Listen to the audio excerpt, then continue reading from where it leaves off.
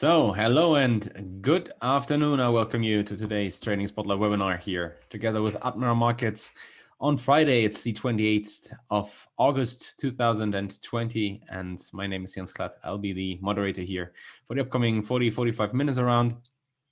And today the topic is how to be profitable in Forex trading. In fact, we could generalize this in a little and then say how to be profitable in trading in general. Yeah, we want to dig a little deeper into this matter, find out what is profitability in general, in fact, and what are the three columns of profitable trading. How do they interact with each other, and how can we use this then to finally make the step to become profitable in our trading? So in fact, I already went quite quickly here through the agenda of today. So these are the 5 points we want to cover today. So profitability in trading, what is this? It's very interesting, in fact, over the years. After years of being in this industry, it's always very interesting. If you ask someone, hey, or if someone comes to you and says, yes, I'm profitable in my trading, and you say, oh yeah, cool, what does this mean? And then it's very difficult for someone to really explain what does it mean to be profitable, even though it's in fact quite simple. It's a simple formula we will look at here, and profitability is not what many think it is. You have 1 or 2 or 10 trades in a row which make you money, or you're ahead after 1 week or something like that. But profitability in trading is in general something more than that. And the next step then will be that we look at the 3 columns of profitable FX trading in this case. Then we look at risk money management as explicitly, trading psychology, and trading an advantageous FX strategy, in fact. And yeah, so this is in fact the agenda for today.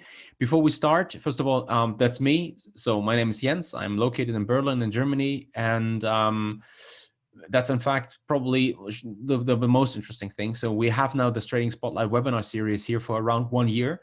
It's not just me, but also Paul and Marcus. Together, we 3, we cover several topics on the world of trading, in fact, and dig deeper into these topics here. We did all interviews with Admiral, and if you're interested in my vita, where I come from, what's my background, academic background, my career within the financial industry, feel free to check out this interview, in fact.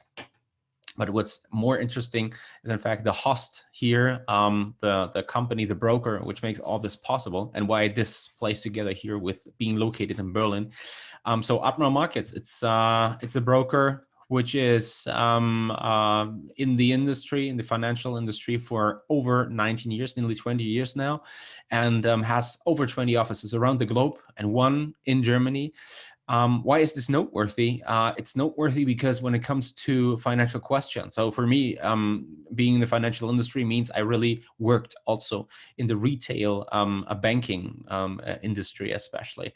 I talked not only to classic retail clients, but also to high net worth clients, and did business together with them. And so when looking at this, you just understand how important it is for people to have someone to speak your native language, so to speak to you in your mother tongue, and that's something which is of high importance. So for us, it's not a big deal here to talk to each other in English, listen to what we have to say, understand, and then give an idea. But when it comes to financial questions in general, you just feel more comfortable when you talk to someone in your respective language, and that's something which is yeah, especially true when it comes to Admiral Markets with offices around the globe, and where you can be certain that you have someone who knows not just what you need and who can answer your questions, but in addition to that, who is also capable of speaking to you in your native language.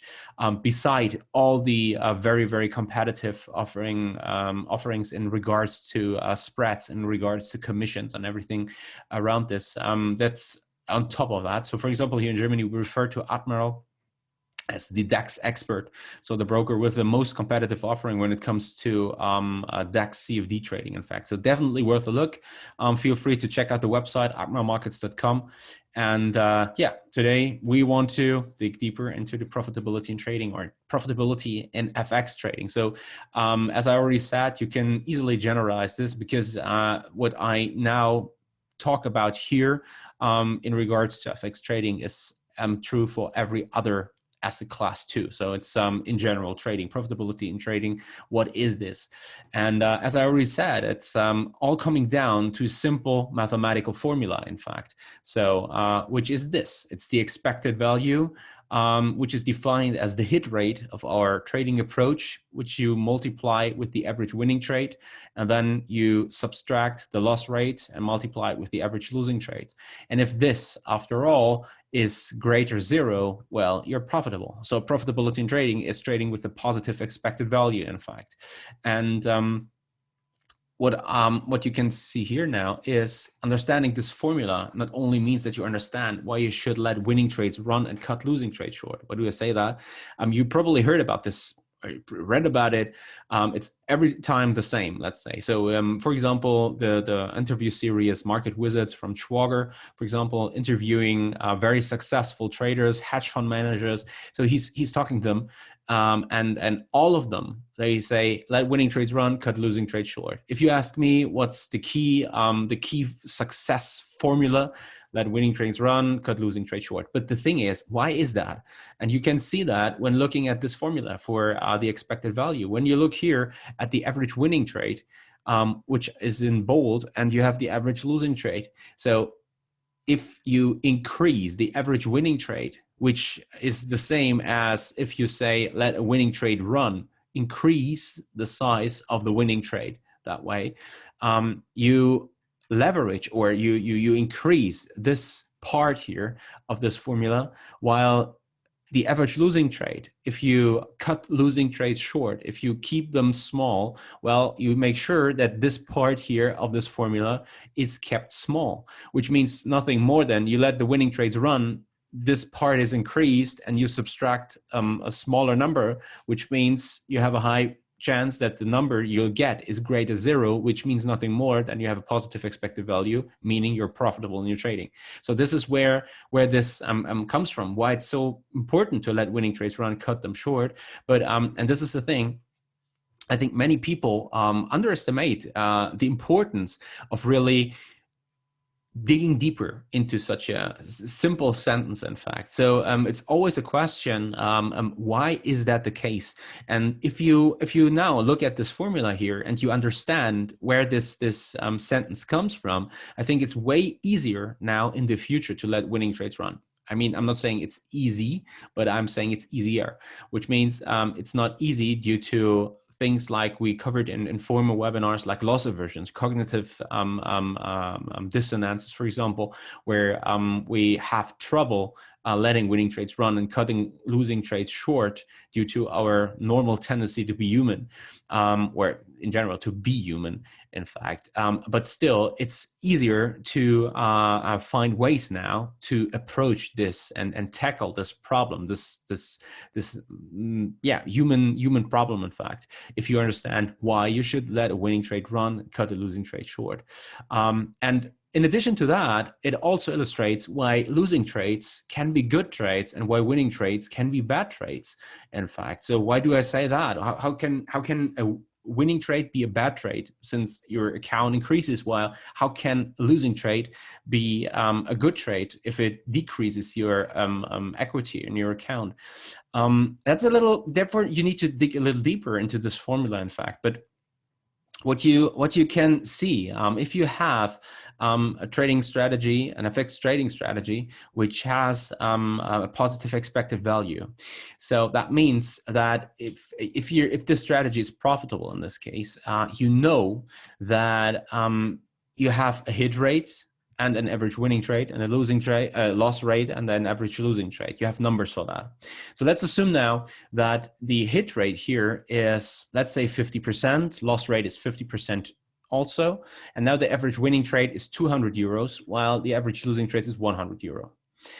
So now let's assume that you trade this approach, and that then you enter a trade and you exit the trade due to, let's say, emotions which come up for whatever reason. You don't feel comfortable, you have the wrong position size, you over leveraged your account, whatever. So you just cut your winning trade short. And the average winning trade then is only, or the winning trade you have is only 50 euros due to an emotion. It's not because the market did what it did and you got spiked out, or your stop got taken out, which you trailed after the market because it went in your direction and was within your plan that you keep on trailing or stuff. No, it's just you broke the rules you have, which have a positive expectancy here. You broke the rules and you have a winning trade of 50 euros. Your account increases by 50 euros. And you might say, hey, great. At the end, I'm fine with that. But the thing is that if this happens here, and after that, the market would have run in your direction and would have hit your take profit level. The thing is that this intervention and this 50 euros, which you have now more in your account, is a bad trade. It's just a bad trade because you broke the rules for no reason, but only due to the fact that you got emotional of the trade. So that's one side of the coin. The other side of the coin is you have a good losing trade. How can this be? Well, let's assume the following. And there, this approach comes into play, which I usually refer to as discretionary intervention. So when I discretionary intervene in a trade, that comes mainly out of the fact that I have, let's say, clear numbers or also experience playing a role, while experience all in all is a quite, let's call it subjective matter. So I can say I have experience and that's why I did this and that. But at the end of the day, I will see in clear, clean numbers that my experience really was a positive decision for my overall trading, was a profitable trading decision. What does it mean? Well, let's assume we have the strategy. Okay, and we trade the strategy, and now we see the market moving in our direction, for example, strongly moving in our direction. Oh no, let's put it differently. And that's moving in our direction because we have a losing trade. It's better to work with the losing trade here. So we have a losing trade. The market moves against us. And what you can see now is that the market, for example, is trading somewhere within or in between your entry price and your stop. So you have, let's say, 50% currently lost of the trade. So let's assume the risk of the trade was 100 euros and you're 50 euros behind. So now you decide to take out the trade because you say, hey, I've seen in the past and I have clear numbers. So that's why a trading journal is so important, to have a well-documented trading journal. So I've seen in the past, if the trade did not show a positive foresign here after, let's say, 1 hour of 1 hour being positioned or being in a position, I had a chance of 70% that the trade is not only a losing trade, but in addition to that the market accelerates against me and I'm getting stopped out on the full position. That means you have clear, clean numbers and statistics around your trading, well-documented trading, which suggests that it's a positive, it has a positive expectancy now to take out the trade manually. And this is exactly what you do here. So if you now take out the trade at 50 euros minus 50 euros then, and the market moves, let's say, in your direction, finally moves in your direction, and you sit in front of the screen and just think, well, is it really that necessary, let's say, that the market now moves in my direction because I'm not positioned anymore? You can, at the end, argue why it was okay to take out the trade, because you can prove that. So just imagine yourself to be a prop trader, and you have a senior trader who you have to explain to why you did this and that in your trading. So if I was your senior trader, you come to me and you say, hey, Jens, I took out the trade. Look at this. It would have played out here afterwards, but I broke the rules because I thought it makes sense to break the rules. It's not just that you thought that it makes sense, but numbers showed that it made sense to break the rules. everything's fine. Everything's completely fine. I mean, at the end, you have to find out if this is now continuing to play out long run. If you do this over and over again, taking your losing trade short, it makes potentially sense because it reduces the potential drawdown you find yourself in.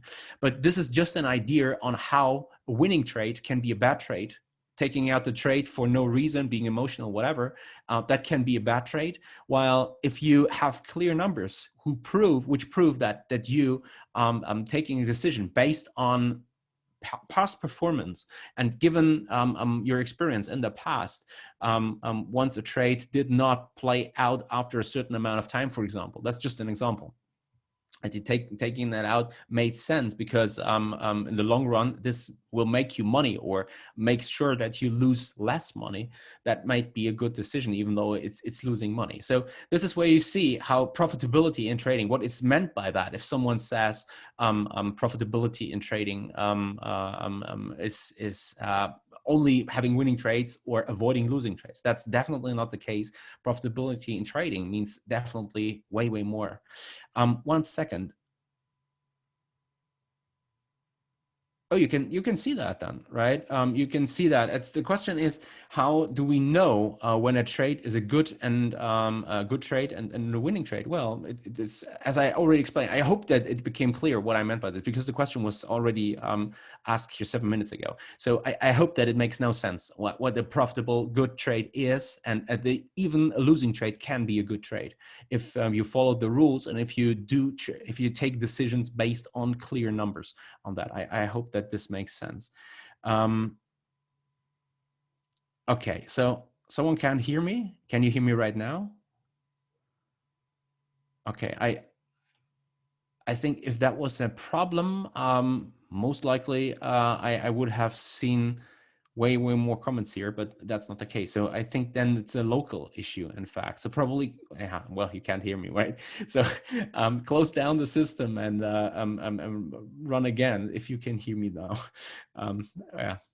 Okay, so now let's have a look at the 3 columns here of profitable trading. Let's have a look at them. And it won't come as such a big surprise that one of the columns of profitable trading is, in fact, risk and money management. So risk and money management is crucial when it comes to success, long-term success in trading. We will look at this a little deeper in a few minutes. It's also no big surprise that trading psychology is such a big topic when it comes to profitability in trading. So there's, in fact, traders who say successful trading is 100% psychologically based. And then, in addition to that, also became clear having a positive expectancy means nothing more. You trade a strategy with an edge, in fact. So you have to have such a strategy with an edge. You have to know what is the edge, in fact, respectively. You have to prove that with, for example, a backtest, and show, well, it worked in the past. My idea, the pattern, the setup, whatever I'm looking at here, worked in the past for a certain amount of time, and that is then the fundament of my trading, in fact. So trading this strategy, in fact, and these are the 3 columns who make profitability in trading, which mean that this is that these columns are the columns which mean you are profitable trader if you master all of them. So now the thing is, master all of them is this where we come to the next slide here. The headline already says it all, in fact. The 3 columns, they interact with each other very strongly. So it's not that you're master on risk and money management and that you trade with an edge and then take it from there. So why do I say that? We will look here in a few seconds at how these columns interact with each other. But probably let me just give you a personal anecdote here, which will perfectly illustrate what I'm talking about when I say these columns interact with each other. So I had a mentee. He came to me and said, Jens, I want you as my trading coach. I said, okay, fine, let's go. So I worked everything out. We sat together and we came to the second column, in fact. So when I worked through these columns in depth then with the mentees, that is the starting point of such a mentorship in this case. So I walk through these columns, and then we're at the second column, trading psychology. So I remember that day really, really well. So we look. I come to his office. He looks at me and I say, well, this is today's topic, trading psychology. I hope you prepared something, because I told him already beforehand that he should have a deeper look in the material I prepared and sent him over already. So he looks at me and says, well, Jens, I really have to say, I don't care about this psychological stuff. And now the thing is, I saw his point. That was a successful entrepreneur. So this guy has seen, he was twice my age. So he has had tremendous success in his business life. And then there's me in my early 30s. And I will explain to him how this game is played. So, I probably know how the trading game is played, but when it comes to life, when it comes to things which life consists of, so marriage, like being a good husband or being a good father for your kid, and also running a very successful business, in fact, that's something where I probably would have been in a better position than to be the mentee, in fact, than to try to mentor him on that. So that makes sense then when you look at this from this perspective in regards to trading psychology. And then he said, well, in addition to that, beside the fact that I don't think that I need some coaching when it comes to mental stability, when I have to take financial decisions or decisions which are worth thousands of euros per trade. In addition to that, he said, well, the thing is, if you give me a trading strategy with a proven edge, and I use my knowledge now, which you already gave me in regards to risk and money management, well, why do I need to care about trading psychology? In addition to my overall living experience and being an entrepreneur, in addition to that, I know for a fact, because I look at the numbers, I see that the strategy is profitable. I can just trade through this, right? So the thing is, no, that's not the case, because trading psychology is way more than just knowing that you're trading a strategy with an edge. Just imagine that. I come to you, give you a strategy, and I say, now just trade the strategy. I know it's profitable. And then you have a first losing trade, completely fine, because the outcome of one trade is completely random. So no need to worry. Second losing trade. Third losing trade.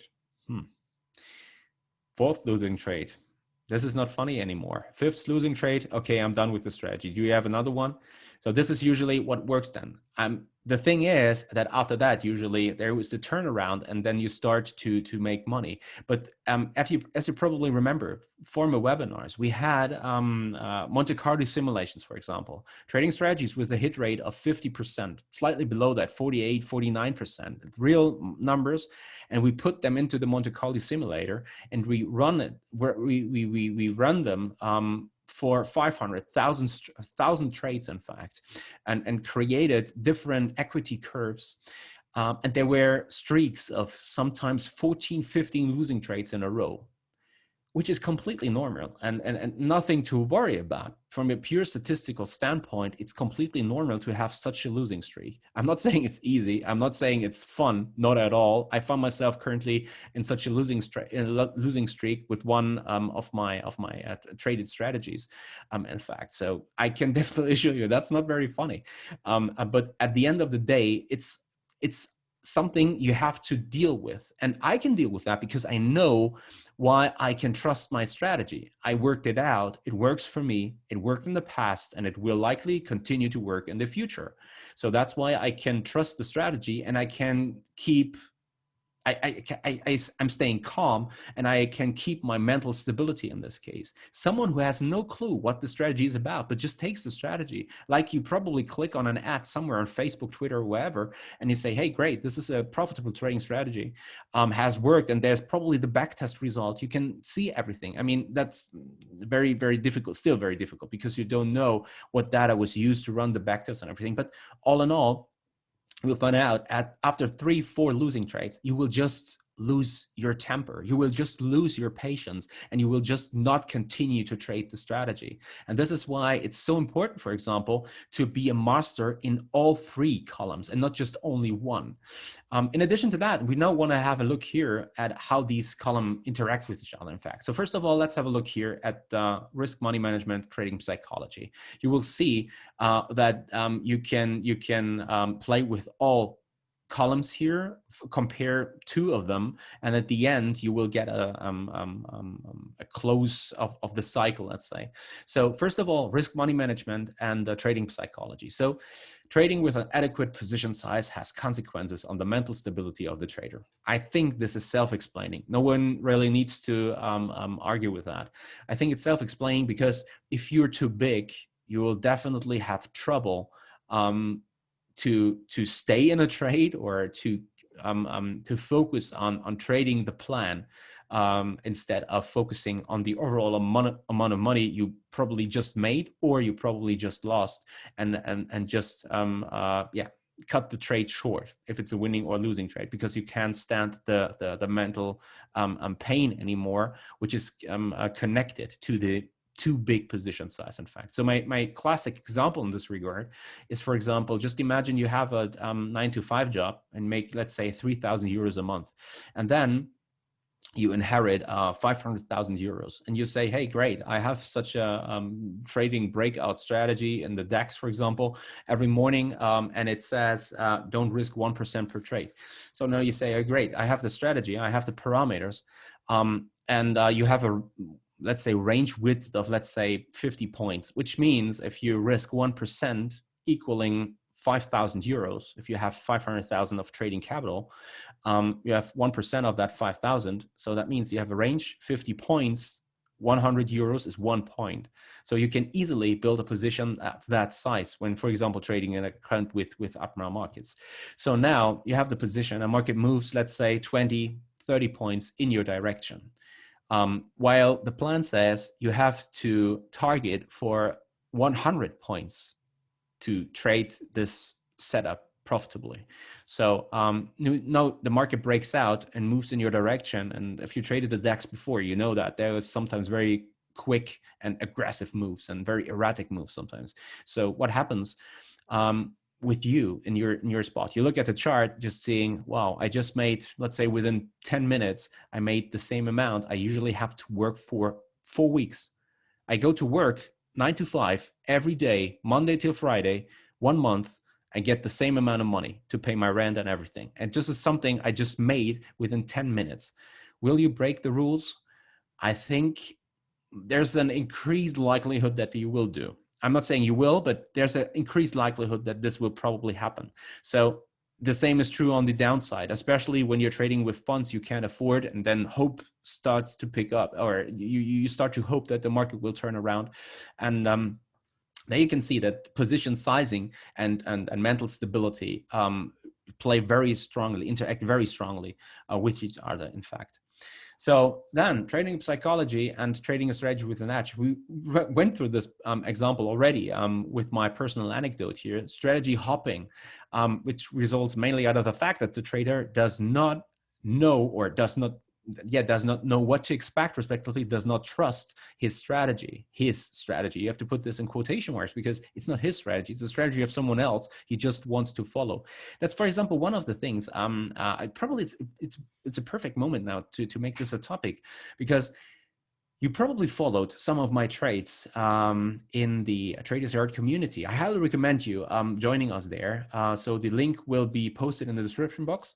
If you watch this video now on YouTube, you can easily click on this, or it will be shared within some minutes in the chat box. I haven't it available here, but I will see that it will be posted here.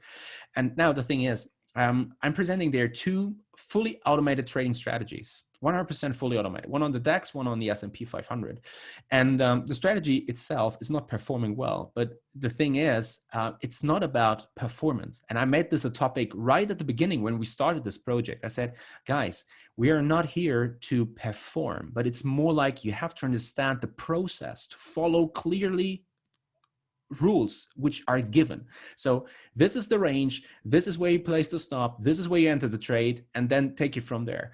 And now the thing is that some people are getting really nervous about this and looking at this, well, performance is not so good. Well, just imagine we are doing this with a demo account. Now imagine this to be a live account.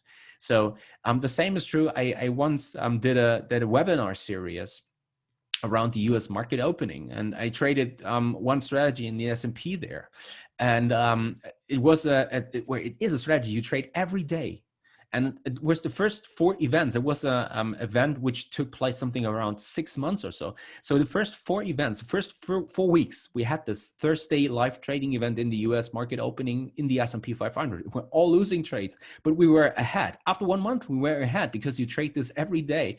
And people were just jumping the ship. It was like jumping a sinking ship. It was like, well, this doesn't make sense to listen to this guy. The strategy doesn't work. It's just 4 trades in a series of 20 trades, in fact.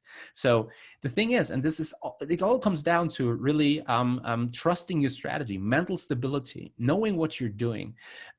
It's this strategy hopping, not trusting your strategy, has to do with the fact that you haven't put in any work in the strategy, developing the strategy, going through the process of why does the setup make sense. If you didn't do that, you can't build trust. And that's one main reason for many failures in trading. Many people underestimate how much work needs to be put in to build this level of trust. You can't skip this step, in fact. So you have to go through developing your own trading approach, which perfectly fits your personality, to be successful, or potentially successful in your trading. Because if you do not trust your strategy, if you haven't worked it out yourself, you will have tremendous problems once you will have a natural losing streak, which comes without a saying, and it's, well, there's no strategy which does not have losing streaks. You will lose trust and confidence in the strategy if you haven't worked it out yourself. It's definitely, it's 100% sure. 1 second, I just saw that here.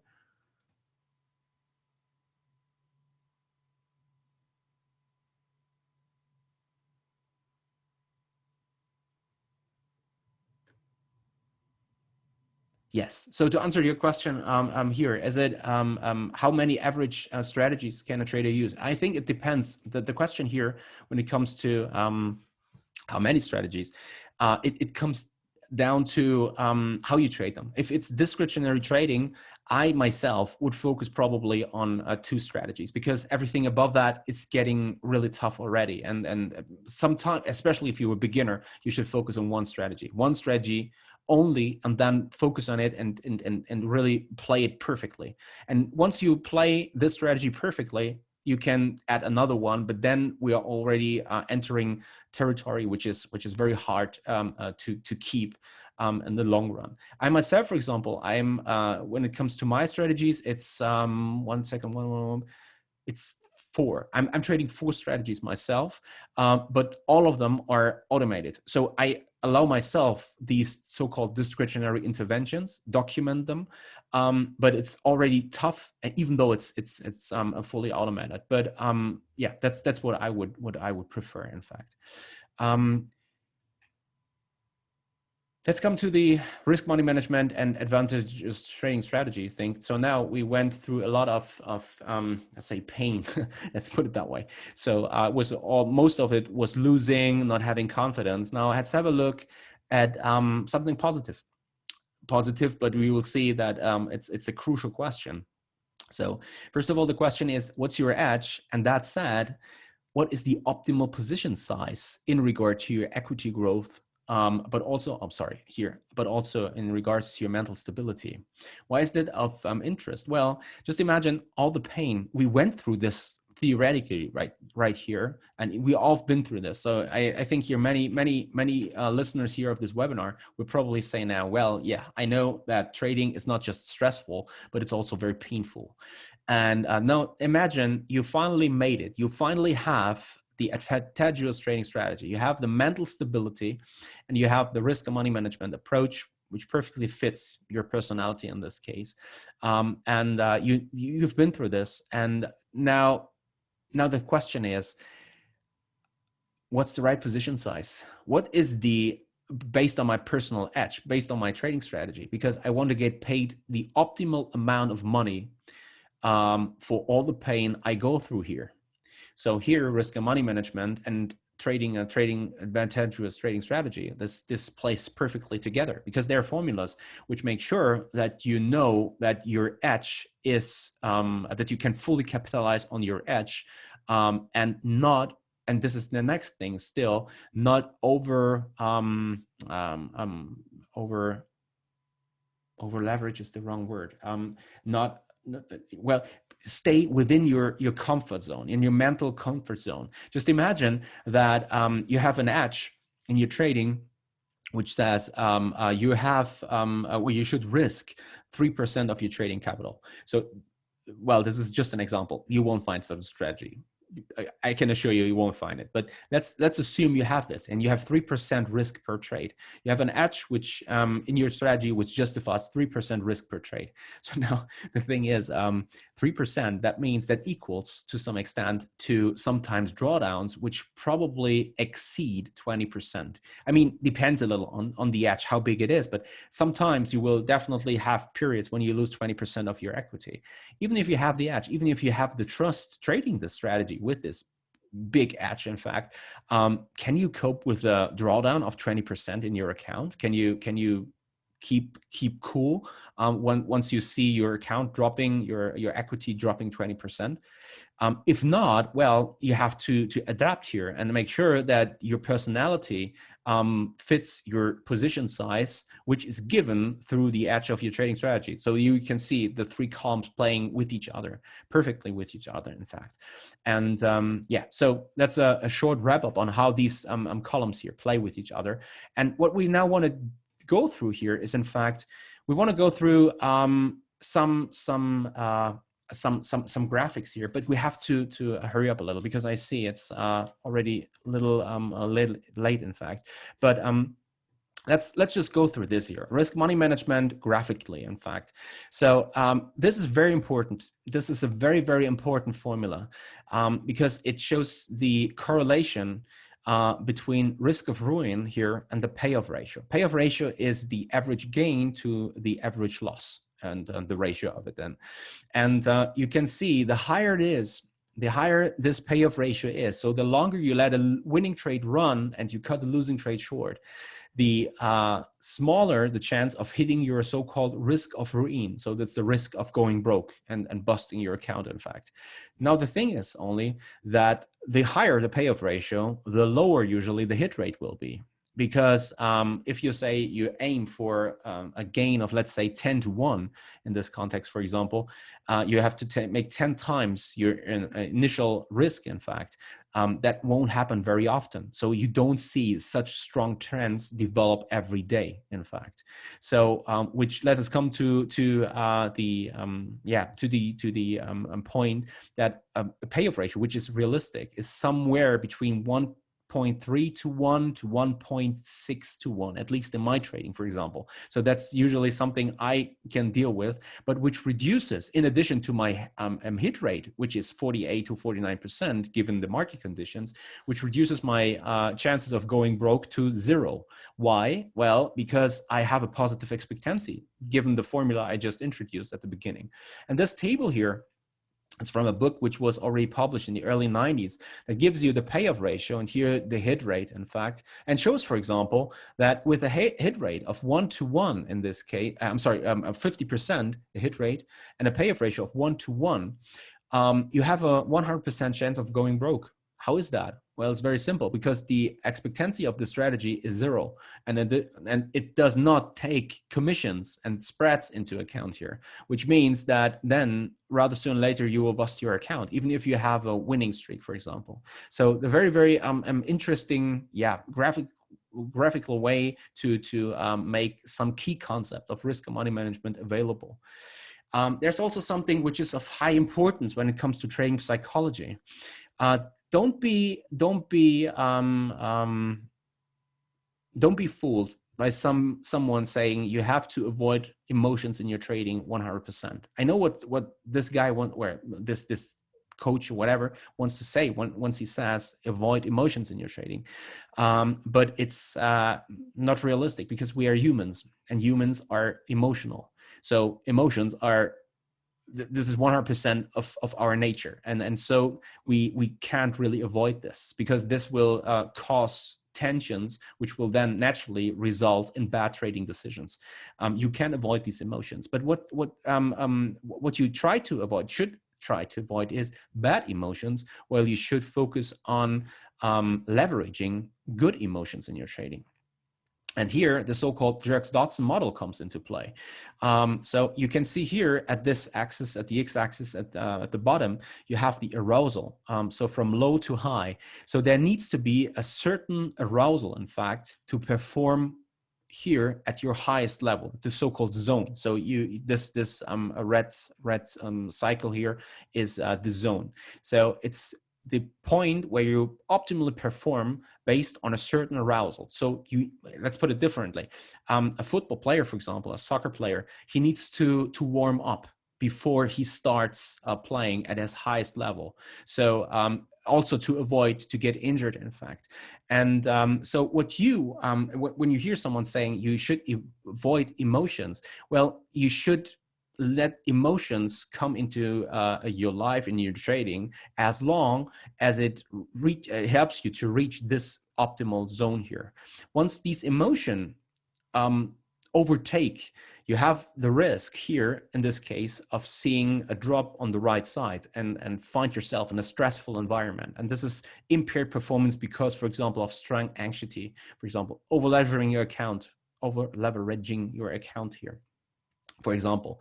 And this usually results in anxiety, and strong anxiety, stress, and thus is negative for your overall performance. So you should avoid this, while you should also avoid to trade too small, because too small means that you're just not paying enough attention. So you won't reach an arousal where you find yourself in this zone, in this case, where you can optimally perform, in fact.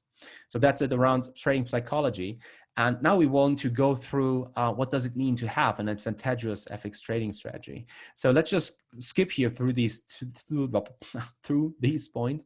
To have an advantageous trading strategy means to have a strategy with a positive expectancy. That's what I already said. And this is only found out with a detailed backtest here, showing that the strategy worked well under different market conditions in the past. You don't have a guarantee that it will work in the future, but this is where learning comes into play. You adapt, and where good risk money management comes into play, because now you make sure that you're not going bust even if market conditions are not in favor of your strategy. And in addition to that, the strategy should fit your personality, your character. And it's differently put, someone working full-time 50 hours a week will very unlikely be able to trade an approach profitably, which generates 15 trading signals a day, and means nothing more. You're a hardcore scalper. So you have to be focused all the time and to trade the strategy. And the strategy has to work with your personality, your overall living conditions, in fact. It shouldn't be the other way around. So avoid saying, I want to be a trader, and now everything else has to work so that I can be a trader. If your overall living situation, family, whatever, school or university or work, whatever, if this does not fit your style of trading, well, adapt the style of trading. So it should be the case that you are you, and that trading becomes part of you. It shouldn't be that you become part of trading. So this is something you definitely want to make sure to feel comfortable trading a strategy, in fact, especially when it comes to Forex. Understanding that having a profitable trading strategy goes hand in hand with confidence in it. I think that became perfectly clear over the last minutes, because it will make it easier to continue trading even in a losing period, since reaching the state of unconscious competence is only achieved by repeating and trading the strategy over and over again. So that's probably part of a next webinar. And what's conscious competence in this case? I want to close here this slide with a sentence, a quote from Bruce Lee, who said, "I don't fear the man who practices 1,000 kicks one time each, but I fear the man who practices one kick 1,000 times." So even, let's put it differently, when we look at trading here, even if you will say, well, I can't really understand the strategy from someone, or you trade a strategy, let's put it that way, and I can't understand how you can profitably trade it. If you can't profitably trade it, it's perfectly fine, and this will happen more than often when you look at different traders, which is, for example, also one of the reasons why, for example, successful profitable traders usually don't give unquestioned feedback on a trader. Someone comes to me and asks me, "What do you think about this?" Then I answer his question. If someone formulates his trading approach and communicates it within a forum or whatever, I will never, ever go and say, well, that doesn't work. Because first of all, I don't know whether it works or not. In addition to that, it's also true that even if it might not work how he presented it there, it can still work for him. And he can be highly profitable trading the approach, in fact. And that's very common among profitable professional traders in general, to keep, to stay, or to not give unquestioned advice, let's say. So profitability in FX trading is defined through trading with a positive expectancy. That's crucial, in fact, and I hope that you take this away here from this webinar.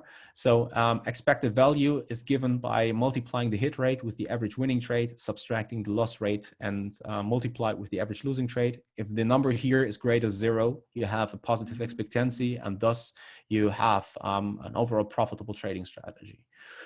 Profitable FX trading is built on 3 columns: risk money management, trading psychology, and trading such an advantageous strategy. And you have to master, that's very important, you have to master all 3 columns and study them in depth, since all 3 interact strongly with each other. So being an expert, being mentally stable, for example, won't cut it. If you're mentally stable, but you don't have a plan, you don't have a strategy, well, you won't make money in trading. The same is true if you have a profitable trading strategy, but you're not mentally stable and you don't know how to capitalize optimally on the given edge in your trading strategy. So, which means you have to master all 3 columns, in fact, to become profitable in your FX trading. And that's it from my end. So don't forget to join us next time, Monday, in fact, on the 31st of August, when Paul is here with how to trade a long squeeze. Very interesting. Short squeeze, everyone knows short squeeze, but what's the long squeeze? I think it's the opposite. So he will define what is a long squeeze, how do we identify them on charts, in fact, so potential long squeezes which could be ahead, and what do we need to be aware of with a long squeeze, and how do we turn them into an opportunity for a trader. And same time here, Monday, London, 2 p.m., 31st of August. All of you now listening to this here in live, check your inbox for the link. If you watch this on YouTube, please leave a comment, a thumb up. If you just enjoyed what you saw, please give a feedback.